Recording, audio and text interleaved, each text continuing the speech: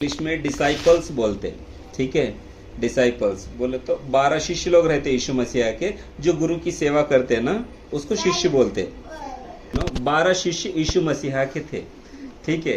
वो शिष्य भगवान क्या करते पता है, किसको भी शिष्य, अभी हम किसको भी शिष्य बनाना है समझो, पहले उसको अपने पास रख के ट्रेनिंग दे के पूरा सिखा के तब शिष्य बनाते। लेकिन यीशु मसीह और कैसे लोगों को हम, अभी तुम्हारे को स्कूल में एडमिशन चाहिए, पहले जानते क्या करते, एग्जाम रहता, टेस्ट रहता, अगर तुम एलिजिबल हो, सही तरीके से एग्जाम दिए, तभी जाके तुम्हारे को उन स्कूल में एडमिशन देता। लेकिन यीशु मसीह जो शिष्य लोगों को चुनते ना, एग्जाम नहीं, टेस्ट नहीं, वो एक मच्छी पकड़ने वाला, एक खेत में काम करने वाला, गाय बैल चलाने वाला, ऐसे लोगों को शिष्य बनाया यीशु मसीह ने। ऐसे लोगों को शिष्य बना के उनको बुद्धि ज्ञान समझ दिया। और क्या बोलते पता है, बुद्धिमानों को मैं निर्बुद्धि बनाऊंगा, निर्बुद्धि लोगों को बुद्धिमान बनाऊंगा, ज्ञानी को अज्ञानी बनाऊंगा और अज्ञानी को ज्ञानी बनाऊंगा। वैसा 12 शिष्य लोगों को यीशु मसीह चुनते। चुन के उनको क्या बोलते पता है, मैं तुम्हें चुनता हूं सृष्टि के कल्याण के लिए, तुम समस्त सृष्टि में जाके मेरा प्रचार करना, मैं सच्चा भगवान हूं, मैं तुम्हें शक्ति देता हूं शैतान को भगाने के लिए, दुष्ट आत्माओं को भगाने के लिए तुम्हारे को शक्ति देता हूं, तुम किसी का भी बीमारी दूर कर सकते हो, उतना तुम्हें शक्ति देता हूं।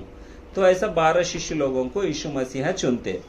तो 12 में से एक इंसान रहता है जो, अभी हर एक का अलग अलग काम रहता है, उसमें से एक इंसान का क्या काम रहता है, उसके पास पैसों की थैली रहती है हमेशा, जो भी दान पेटी मिलती है ना, वो थैले में रख के क्या क्या चाहिए सब जरूरत के सामान खरीद कर लेकर आता है, वो खाने के लिए, किसी गरीब को देने के लिए, वो काम उसको देते। पैसे का थैले हमेशा उसके पास ही रहता। उसका नाम रहता इस्करित योदा। क्या रहता, इस्करित योदा, ठीक है। वो क्या करता पता है, वो इस्करित योदा क्या करता पता है, वो 12 शिष्य जो रहते हैं ना, उसको पैसों के ऊपर लालच पैदा होता उसके अंदर। इस्करित योदा चोरी करने का गुण रहता उसके अंदर, चोरी करता, वो पैसे चोरी करता इस्करित योदा। वो यीशु मसीहा को मालूम रहता है कि ये 12 में से एक चोर है, लेकिन यीशु मसीहा उसको डांटते नहीं, उसको बोलते कि तू सुधरना, ऐसा नहीं करना बोल के बोलते। लेकिन उसके अंदर शैतान घुस जाता। शैतान घुसने के बाद आदमी क्या करता पता है, घर में कुछ भी दिखा समझो लेने की कोशिश करता। తెలుగు అర్థమవుతుందా మీకు? ఇస్కరిత్ యోధ ఎలాంటి వాడంటే దొంగ లాంటి గుణమైనది. ఆయన ఏం చేస్తాడంటే ఇస్కరిత్ యోధ ఇంట్లో ఎక్కడైనా డబ్బులు ఉంటే తీసేసుకొని దొంగలించుకోవడము, వాడుకోవడం, ఇలాంటివి చేసేవాడు ఇస్కరిత్ యోధ. ఏసయ్యకి చాలా బాధ అనిపించేది, అయ్యో ఇదేంటి నా శిష్యుడు అంటే వీడు దొంగలాగా తయారయ్యాడేంటంటే ఏసయ్య చాలా బాధపడేవారు అనమాట ఆయన గురించి. సో ఇస్కరిత్ योद्धा, अभी हम इतने लोग यहाँ पर बैठे हैं ना, हम में से कौन इस्करित योद्धा है, ये हम प्रश्न कर लेना। हम घर में कभी भी मम्मी कुछ काम बोले तो ऐसा मुंह छुपा के भाग जाते, वो एक चोरी है। మమ్మీ कुछ वहाँ पर ऊपर पैसे लगे तो ఇంట్లో ఏదైనా డబ్బులు పెడితే మమ్మీ మనం తీసేసుకొని బయట షాప్కి వెళ్ళి తినేస్తాం, అది కూడా ఇస్కరిత్ యోధ లక్షణం. అది స్కూల్లో వెళ్ళి ఎవరిదైనా పెన్సిల్ దొంగతనం, అది కూడా ఇస్కరిత్ యోధ చేసే పని. ఎవరిదైనా ఆశించడం, అది కూడా ఇస్కరిత్ యోధ చేసే పని. సో ఇక్కడ ఉన్న వాళ్ళలో మనం ఎవరు ఇస్కరిత్ యోధ, ఇస్కరిత్ యోధ వలె ఎవ్వరూ ఉండకూడదు. అర్థమైందా? అందరు యోసేపు వలె ఉండాలి, నిజాయితీగా, సత్యముగా. ఎంత కష్టం వచ్చినా కానీ నేను తప్పు చేయను, దొంగతనం చేయను, నాకు వద్దు ఇది అన్నట్టు మనం ఉండాలి. సరేనా? ఇస్కరిత్ యోధ గుణం మనలో రాకూడదు. మనం ఎవరిది ఆశించకూడదు, స్కూల్లో కానీ ఇంట్లో కానీ ఏది దొంగలించకూడదు. 12 మంది శిష్యుల్లో ఒకడు దొంగతనం చేశాడు. లాస్ట్కి ఆయన పని ఏమైంది తెలుసా, ఆయన ఉరి వేసుకొని చనిపోయాడు. అంతే, చనిపోయాడు. మళ్ళీ ఏసయ్యను పట్టించేస్తాడు ఆయన డబ్బుల కోసము. అందుకే మనం డబ్బులకి దూరం ఉండాలి. ఎప్పుడు డబ్బులు మనకు కింద దొరికినా కానీ ఇది నాది కాదనుకోవాలి. మమ్మీ ఏమైనా డబ్బులు ఇచ్చినా నాకు వద్దు మమ్మీ, నువ్వే తీసుకోరా అని చెప్పాలి. ఎవరైనా డబ్బులు చూపించినా కానీ మాకు వద్దు డబ్బులు, మాకు దేవుడు ఉన్నాడు, మాకు మమ్మీ డాడీ ఉన్నారు, ఇలా చెప్పాలి. किसी के पास से भी पैसा का आशा नहीं करना. अपने घर में मामा आन दो, भाई आन दो, कोई भी आन दो, उन पैसे दे तो मुझे नहीं चाहिए पैसे, मम्मी को ही दे दो बोल के हम ढकल देना. जिसके पास पैसा रहता ना, वो इस्करित योद्धा की जैसा करता, घमंडी बन जाता. ఎందుకు అట్లా చేశాడు తెలుసా? ఆయనలో దయ్యం వచ్చేసింది. దయ్యం వచ్చింది కాబట్టి దొంగతనం బుద్ధి పుట్టింది. మనం దొంగతనం చేయొద్దు, మనం ఇస్కరియోతు యోధాలాగా ఉండొద్దు. మనం ఎవరిలాగా ఉండాలి? యోసేఫ్ యోసేఫ్ యోసేఫ్ లాగా ఉండాలి. యోసేఫ్ మంచివాడు. దేవుడు ఆయనకి చిన్న ప్లేస్ నుంచి తీసుకెళ్లి పెద్ద రాజుగా చేశాడు. అట్లా ఉండాలి మీరందరూ. పాపంకి దూరం ఉండాలి. పాపం అంటే దొంగతనం, అబద్ధం, వేరే వాళ్ళది తీసుకోవడం, అల్లరి చేయడము, బూతులు మాట్లాడడం, ఇదంతా పాపం. ఈ యోసేఫ్ వీటన్నిటి నుంచి దూరం ఉన్నాడు. మీరు కూడా అలానే దూరం ఉండాలి, చేసుకోవాలి. ఇప్పుడు మన డాడీ ఏం చేస్తున్నారు?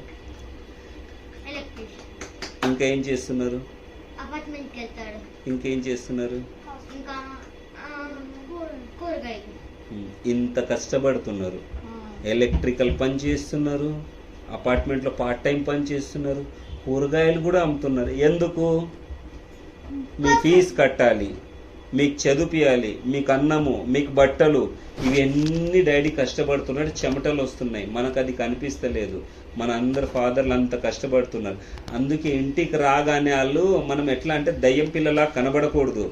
దేవుని పిల్లల్లాగా, అయ్యో మా డాడీ కష్టపడుతున్నాడు కదా, మా డాడీకి నేను సహాయం చేయాలి కదా అని రాగానే చేతులకి వెళ్ళి బ్యాగ్ తీసేసుకొని ఒక గ్లాస్ వాటర్ ఇచ్చి, డాడీ నీ కాళ్ళు నొక్కనా, డాడీ నీ చేతులు నొక్కనా అంటే డాడీ ఎంత సంతోషిస్తాడు తెలుసా? దేవుడు దానికంటే ఎక్కువ సంతోషిస్తాడు.